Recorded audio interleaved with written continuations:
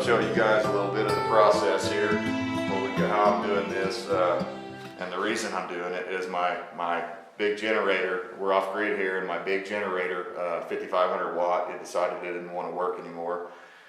So I tried working on it, I couldn't fix it. I tried changing the fuse, resetting it, doing all sorts of stuff to it, and I couldn't fix it. So since we came here to do this, I wanted to go ahead and get as much done as I can, and I knew that you could score it and snap it. I've done it a few times on the straight 90 cuts, but anyways, I didn't know if it'd work on these long ones. Well, it does.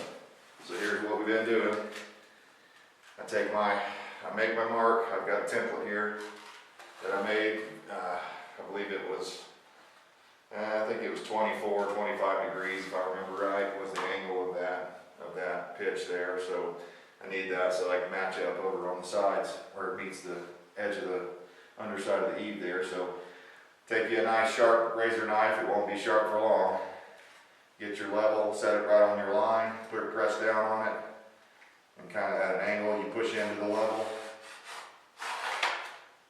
and you just score it a bunch of times.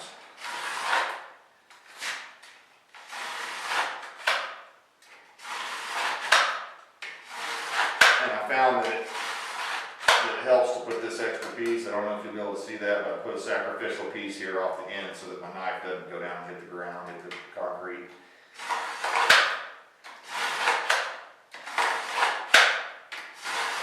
You gotta press pretty hard, and after you get a good little groove going, you can take your straight edge out of the way.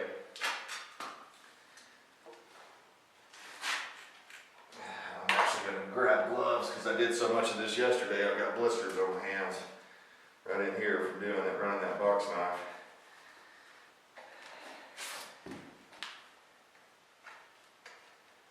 Stay in our line here. Go a little slower so you know you've established a good groove. Be a little careful on the end down here, this small end. Right down here, where it comes to a small point, you got to be real careful there not to break that off.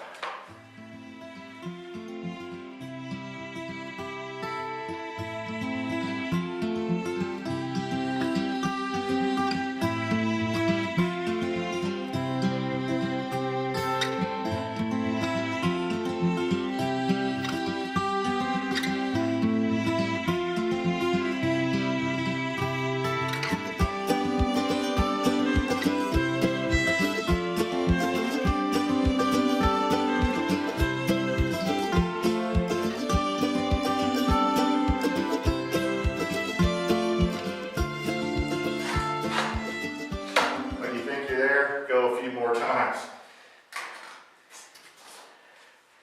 And then I'm going to kind of look at my depth. I want to be almost halfway through it, close to it. So now I'm going to grab my scrap boards. They're over here.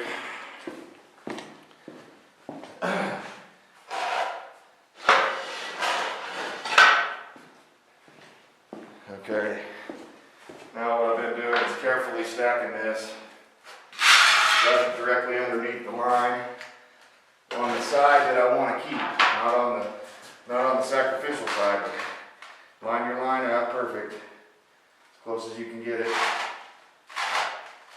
Make sure your piece is well supported. Underneath like that, underneath the edge that you're trying to break. That looks good.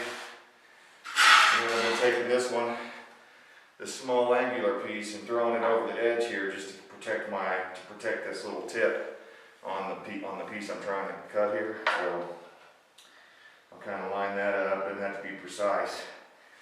And then I'll put some pressure here and just kind of give her a couple of stomps. And then if we're free, it should. Well, it broke out there on the end.